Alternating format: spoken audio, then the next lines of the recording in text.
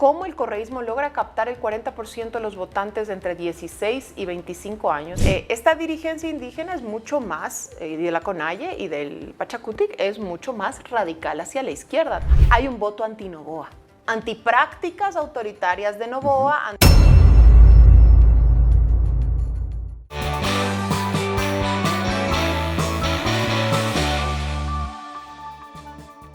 En el aspecto político, ¿cómo se va configurando en cuanto pasan los días, las circunstancias que se dan en torno a apoyos que van buscando o que se van obteniendo por parte de los dos finalistas a la presidencia de la República?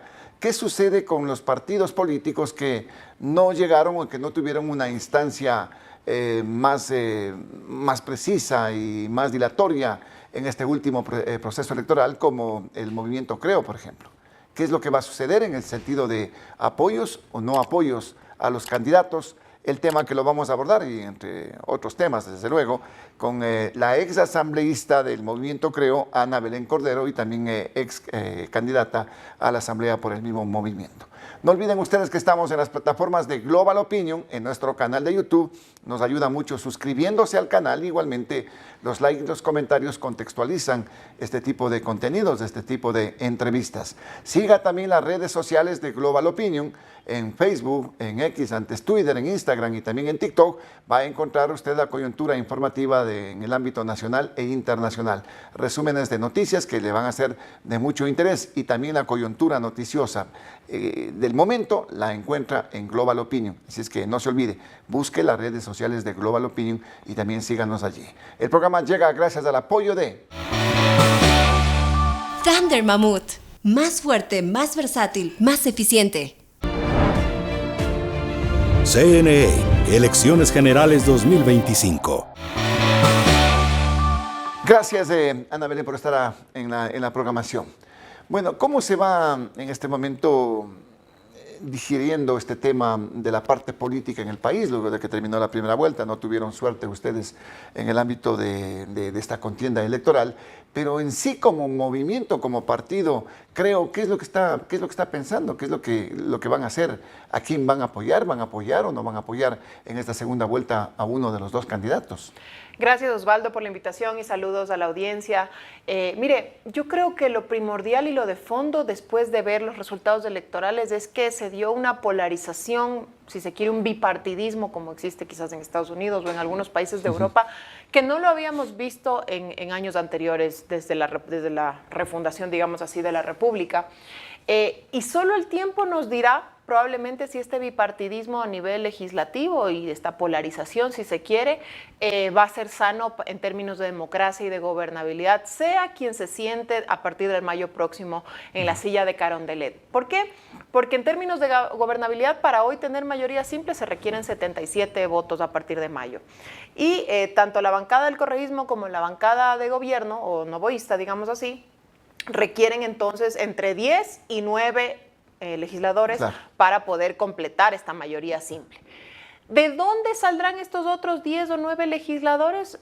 Me hace pensar la lógica y el sentido común que en el tema para el correísmo serán de Pachakutik, porque esta línea de Pachakutik y esta dirigencia actual de Pachakutik, a diferencia de la dirigencia con la cual el lacismo tuvo que conversar en el legislativo cuando el expresidente Lasso fue presidente, que conversábamos con Marlon Santi, con Cecilia Velázquez, quizás de un ala mucho más centrada, si se quiere, de la dirigencia indígena.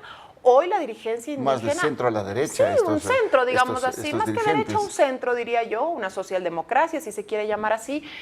Ahora la dirigencia indígena la encabeza Guillermo Cuchuruchumbi, que fue candidato a prefecto por Pichincha con el exalcalde Jorge Yunda, y Leonidas Issa, ¿no?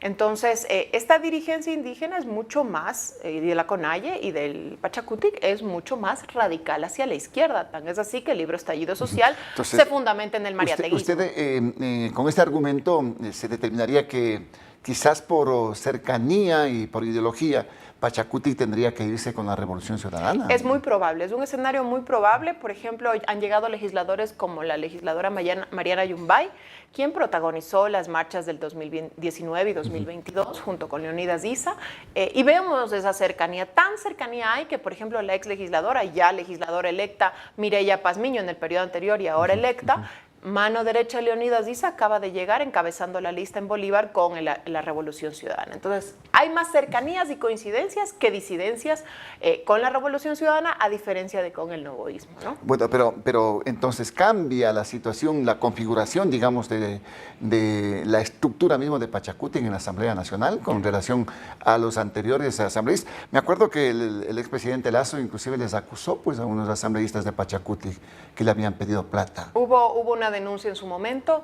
Claro, ahora la conformación de Pachacuti es muy distinta tanto como partido y también en el legislativo, esos 9 curules que han alcanzado, son distintas las posturas de esos legisladores, a diferencia de lo que ocurrió hace 3 años o 4 años. Eso por un lado. Y por otro lado, veremos qué ocurre con el Partido Social Cristiano. Los resultados fueron proclamados en el CNE, me parece que ayer o anteayer, están pendientes de impugnaciones hasta el día viernes, me parece.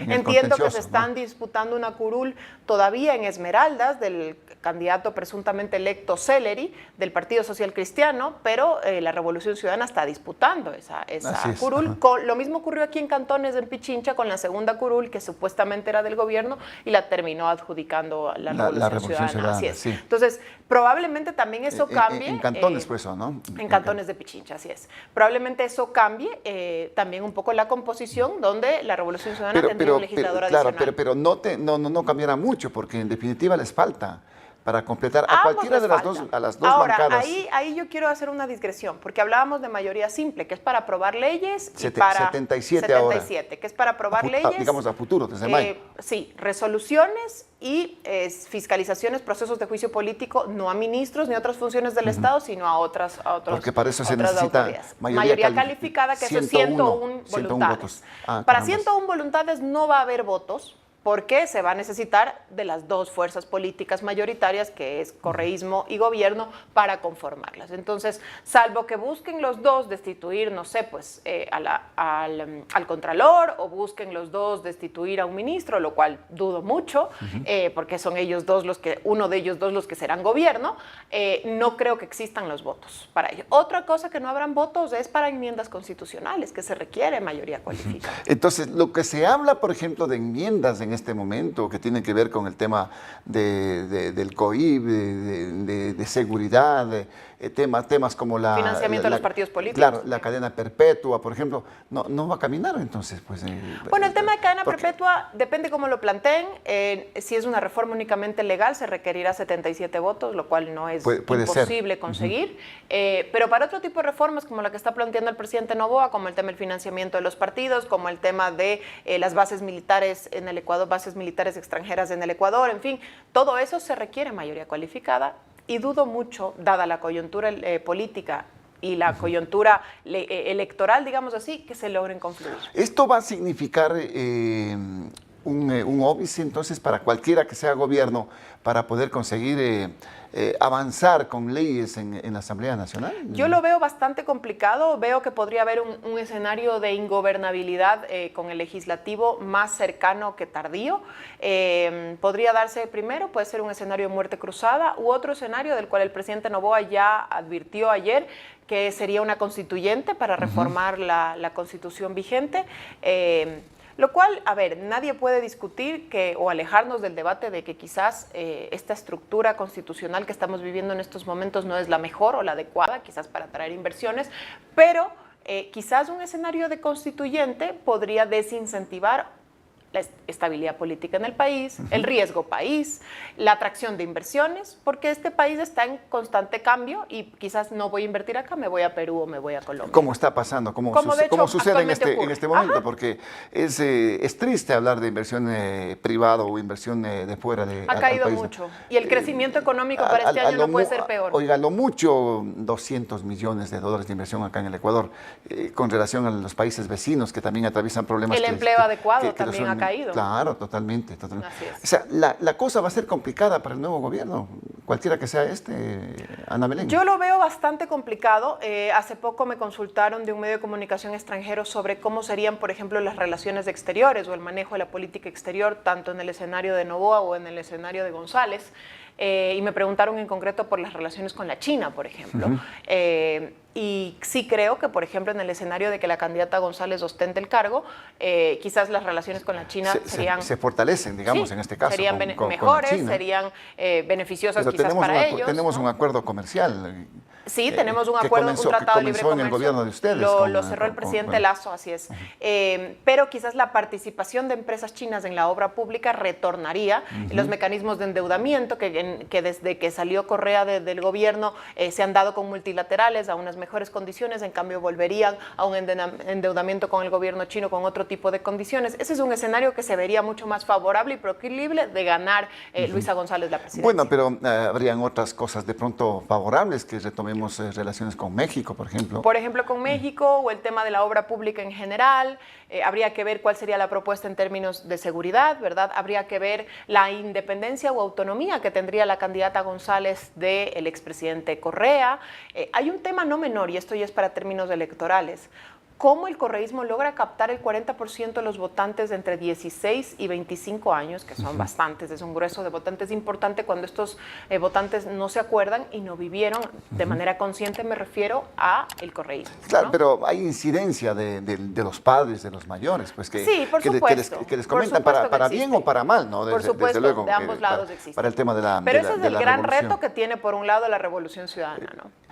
Y con estos elementos, como se está visorando la situación, casi como usted dice, de pronto se vivirá una ingobernabilidad en su momento en el país por los hechos que están dándose. Las posiciones de los movimientos y partidos políticos, que a pesar de que tuvieron una performance realmente muy baja, digamos en este caso, con resultados paupérrimos prácticamente, servirán de mucho, por ejemplo, para ir sopesando la balanza para uno o para otro en su momento, para Noboa o para Luisa González.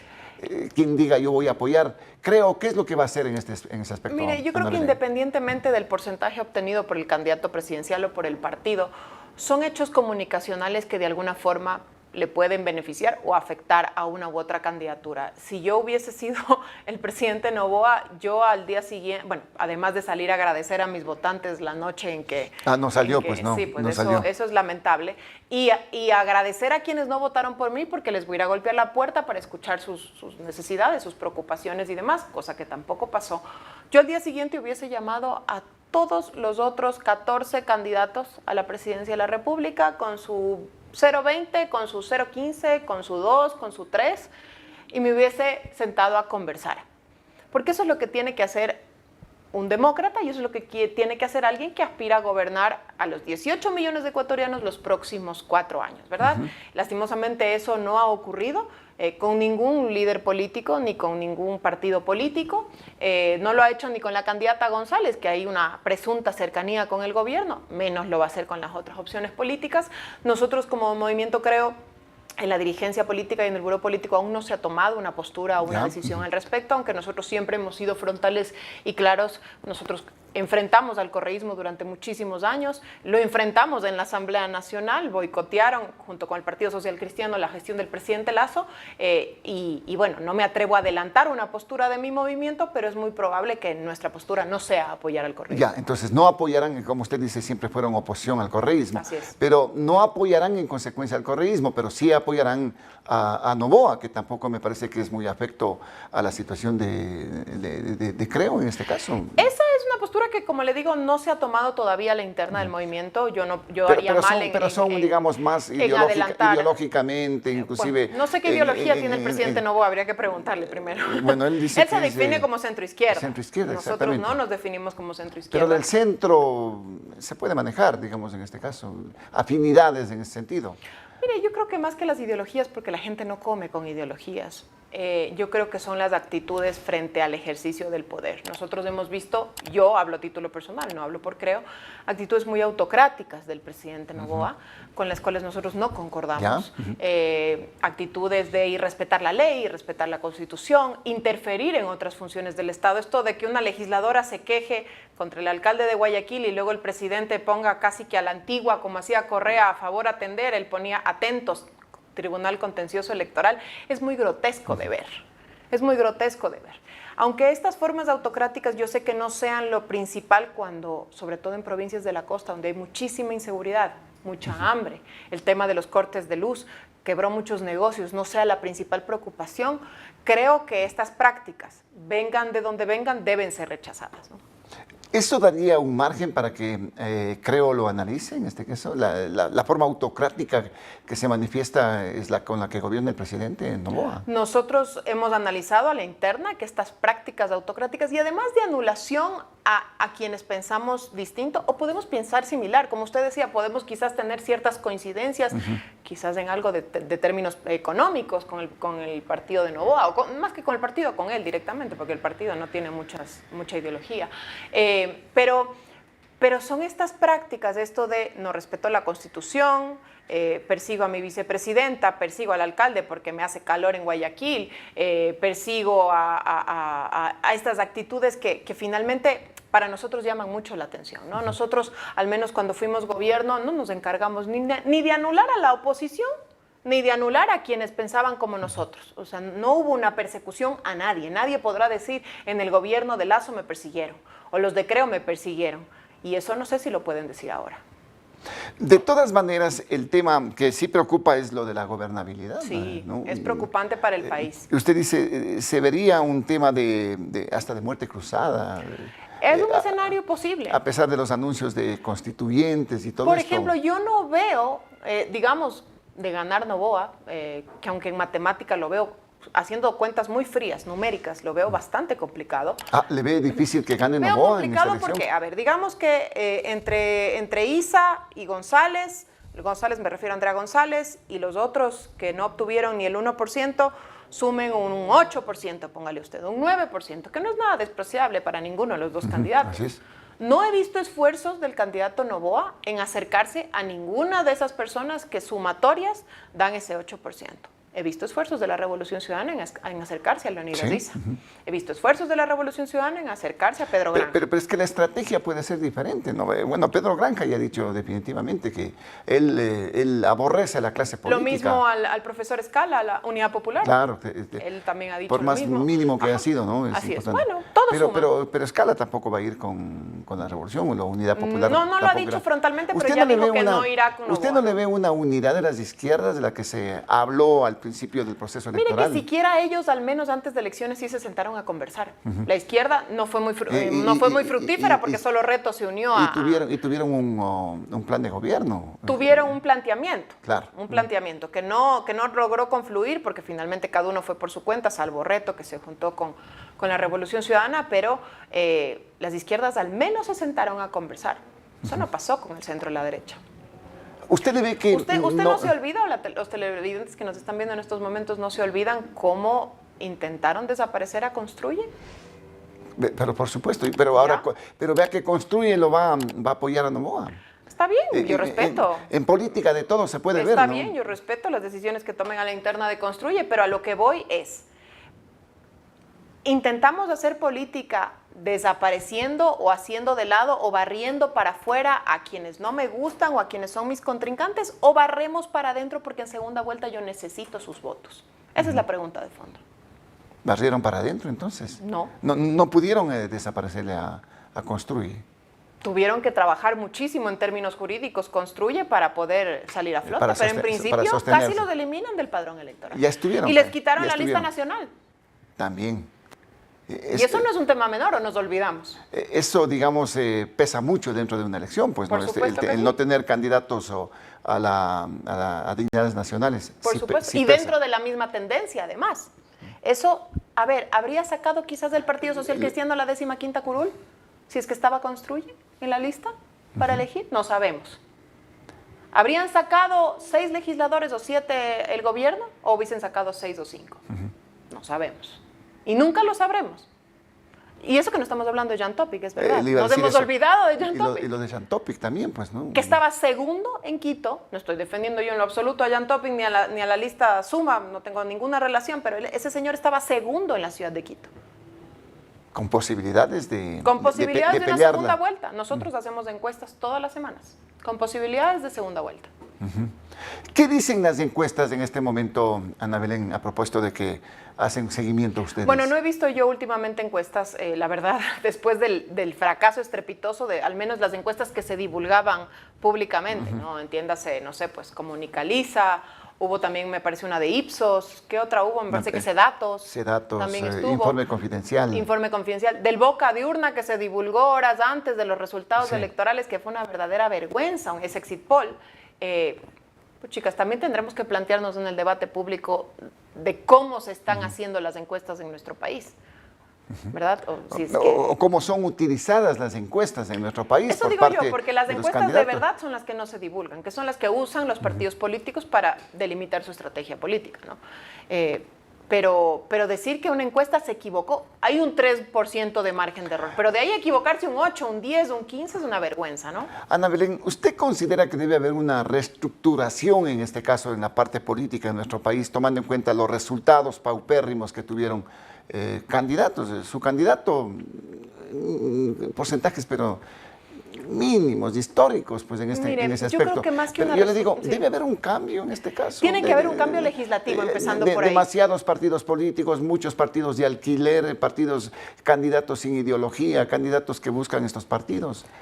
Se debería hacer un cambio. Yo le creo a estos legisladores que llegaron electos y que van a estar 4 años en el cargo, cuando planteen una reforma al Código de la Democracia, donde establezcan en cierta medida que exista una especie de pasos, que es lo que ocurre en Argentina, estas internas entre tendencias o entre partidos o entre ideologías, si se quiere, o entre afinidad, para que no existan 16 partidos o 16 binomios presidenciales, sino quizás 4, 5, a lo mucho.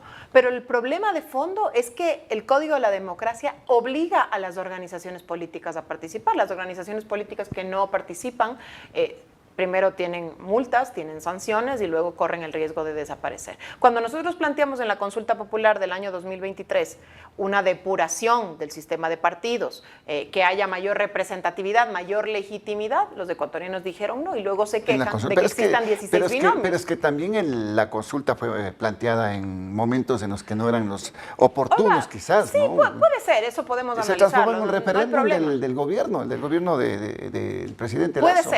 Puede ser, o sea, eso en términos de carpintería política, pero en la práctica hubo la propuesta. De vaciar de contenidos y de competencias al Consejo de Participación Ciudadana que tantas vergüenzas nos ha traído y devolverle al legislativo, como se hace en todos los países del mundo, la competencia de nominar autoridades para que haya legitimidad. Y tampoco quisieron. Pero ya le digo, pues fue el referéndum, es como un castigo más o menos. Pero el castigado no fue Lazo, el castigado fue la gente. Finalmente la gente es la que sigue viviendo los horrores. Lazo no tiene ningún problema. O sea. Está en Inglaterra a propósito Así es, de dando Lazo, clases y conferencias. ¿Qué expresidente puede decir lo mismo? Pero en serio dice, está dando conferencias y clases el expresidente Estuvo Lazo. recién en FIU, en la Florida, dando conferencias también, en el Centro Adam Smith como Center. expresidente, ¿no? Por supuesto, como expresidente. claro, como expresidente lo hace en Oxford también, ahora en Inglaterra. ¿Qué expresidente del Ecuador vivo puede hacer eso? Correa ha estado también en la academia. ¿En dónde? En México, en España. Me alegro por él.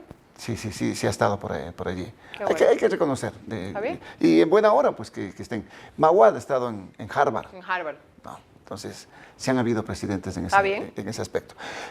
La situación de la seguridad va a influir mucho en el tema de la elección del nuevo presidente o presidenta, Ana Belén. Mire, yo cuando se daba el tema de si Noboa pedía licencia o no pedía licencia, que si le encarga a la vicepresidenta, que si solamente toma licencia el fin de semana o entre semana, en fin, cuando había ese manoseo de la ley, porque la ley es clarísima. Yo tenía una candidata en el Azuay que era funcionaria de un rango medio en una empresa pública municipal que le tocó pedir licencia en el mes de octubre cuando inscribió su candidatura y se quedó sin sueldo octubre, noviembre, diciembre, enero y parte de febrero. porque no podía ser funcionaria pública al mismo Es tiempo casi que la hace ley, campaña. eso dice ¿Qué la ley. corona tiene Noboa? Es el igualito que ella. Él era candidato igual que ella. ¿Qué corona tenía? Entonces, yo sí tengo un dilema ético sobre los estados candidatos, independientemente de Noboa. Primero, porque siempre hay el riesgo, como hecho ocurrió, de que un presidente haga campaña con recursos públicos, que es lo que ocurrió finalmente de lunes a viernes cuando el candidato presidente Noboa estaba ejerciendo el rol, porque él no se desdobla, deja de ser presidente para ser candidato. Primer dilema ético. Segundo dilema ético, que ahora le juega más en contra. El desgaste propio y natural de ser gobierno. Cualquier gobierno tiene un desgaste propio y natural, de una buena o una mala gestión. Pero le puede sacar provecho también, pues.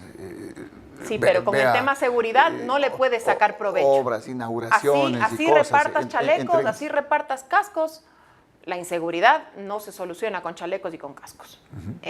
Yo muy personalmente creo, habiéndolo vivido desde cerca, que esto es un esfuerzo regional.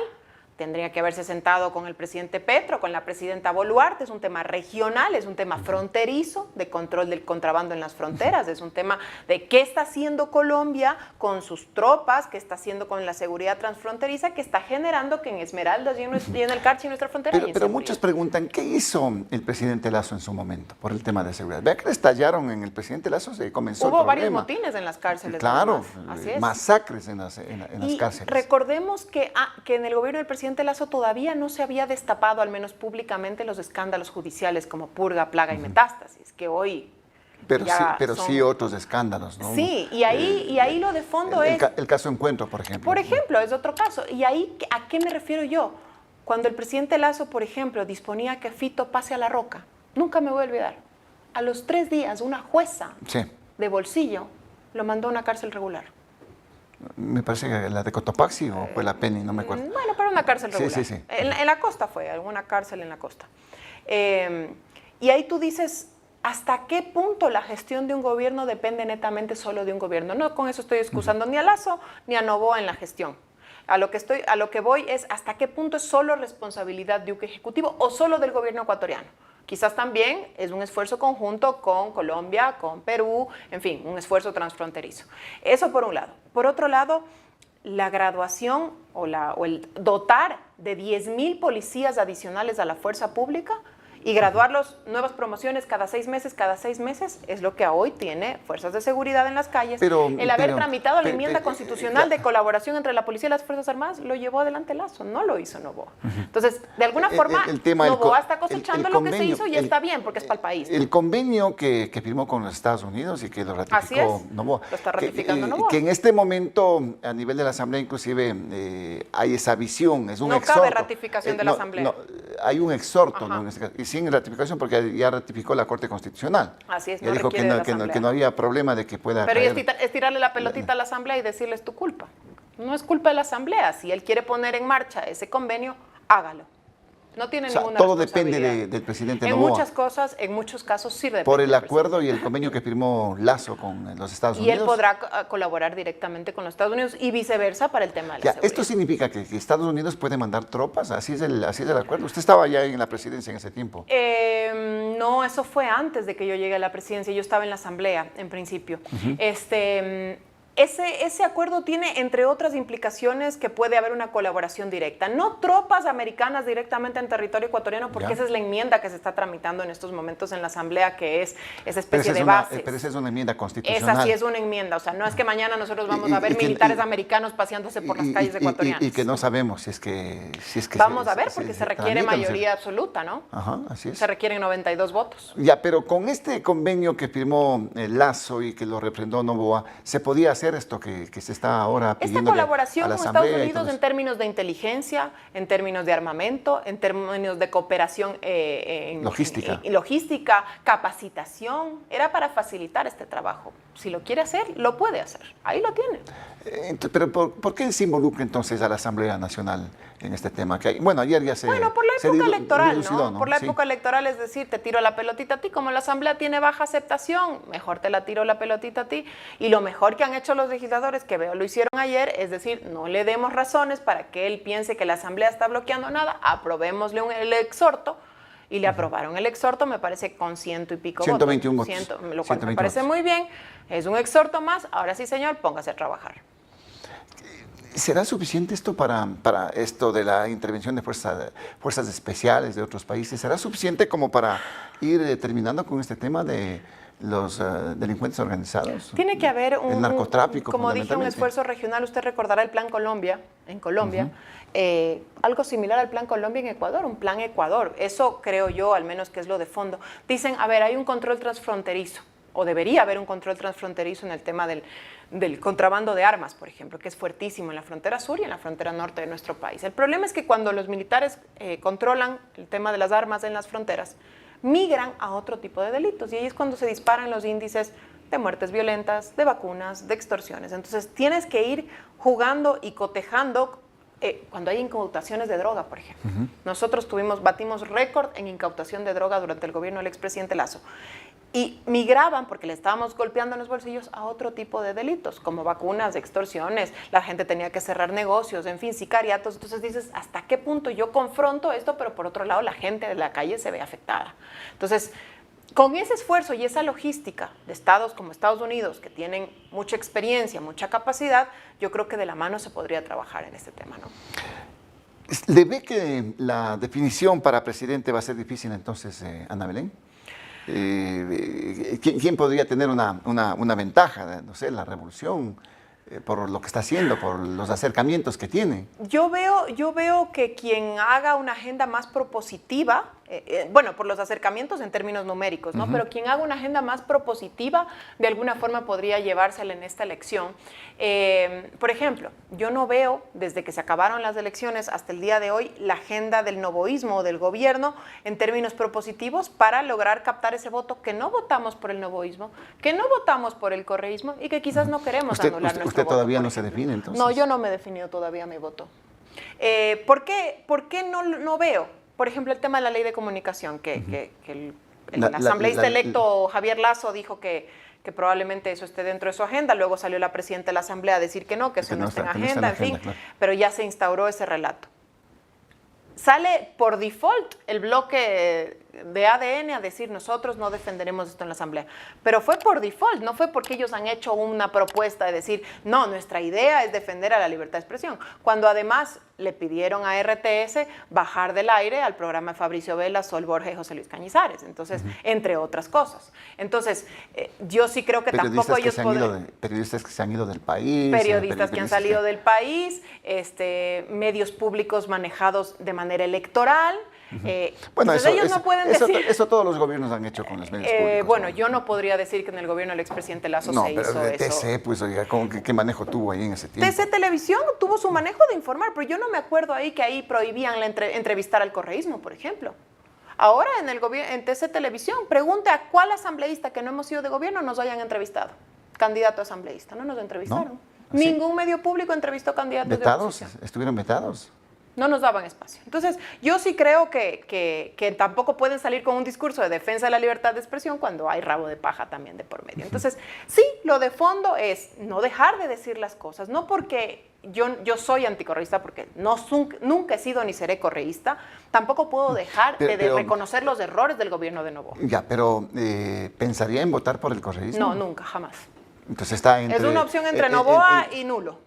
Así ya. es. Entonces, ¿qué está haciendo el candidato Novoa para conquistar, no mi voto, no el de Ana Belén Cordero, finalmente soy un número, pero el de esta opción... Pero es que habrán muchos, pues por supuesto, el de estas personas que no somos correístas, que no votaríamos por el correísmo, pero que, mira, el analista Santiago Basabe, que es un hombre muy inteligente, es un estudió ciencias políticas. Pero él reconoció que el correísmo tuvo un 10%. Una estrategia, que tiene una mirada a lo que tiene que hacer. Y en un programa de radio dijo que hay un 10% adicional que se llevó el correísmo, que no necesariamente son correístas los que votan ahí, ni siquiera un voto blando del correísmo, sino que son personas, porque a criterio de él, no digo que es el mío, hay un voto anti-Novoa. Antiprácticas autoritarias de Novoa, Es impresionante cómo ha crecido el antinovoísmo, ¿no? También. Sí, bueno, quizás no me encasillo yo en ese grupo, pero sé que existe, pero son precisamente por estas prácticas. ¿Verdad que está hablando de un gobierno autocrático, autoritario? Yo sí veo muchas prácticas autocráticas, así es, que me recuerdan a las prácticas del correísmo. Por eso es que los que decimos, no más correísmo, pero ¿por qué no me permites votar por ti? Porque ¿qué estás haciendo de mal? Que yo digo, me recuerdas al correísmo y tampoco quiero votar por ti. Muchos dicen, están viendo cómo del voto nulo, del voto blanco, se puede sacar esos votos que se necesitan. A mí yo nunca he votado nulo ni blanco, pero es la primera ocasión en la que estoy quizás considerándolo y muchos me dirán, está correísta. No, es que no, ¿por qué nos tienen que encasillar?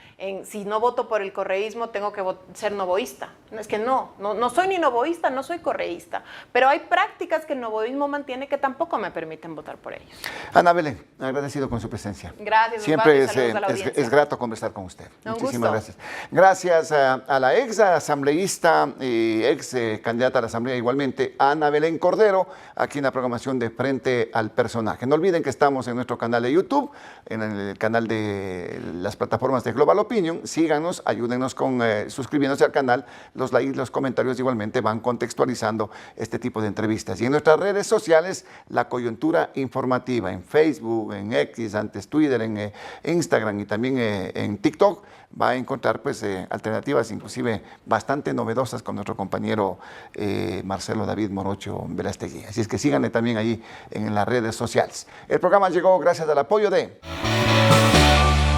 Thunder Mammoth. Más fuerte, más versátil, más eficiente. CNE, Elecciones Generales 2025. No olviden que Frente al Personaje se emite en el canal de YouTube de Global Opinion de lunes a viernes a partir de las 19 horas. Mire el programa, comparta el programa y tendremos una sociedad mejor informada. Volveremos en las próximas horas con nuevos invitados y un nuevo tema. Soy Osvaldo Morocho Ampudia, agradecido con la sintonía.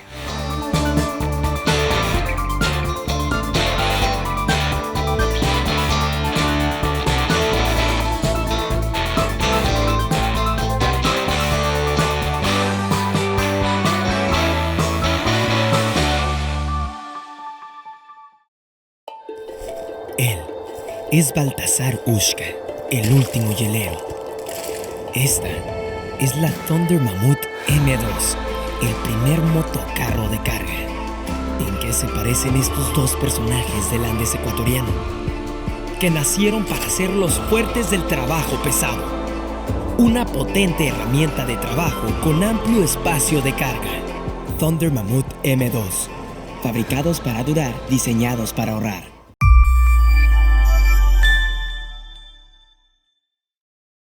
Los criterios de nuestros invitados no representan la opinión de este medio de comunicación.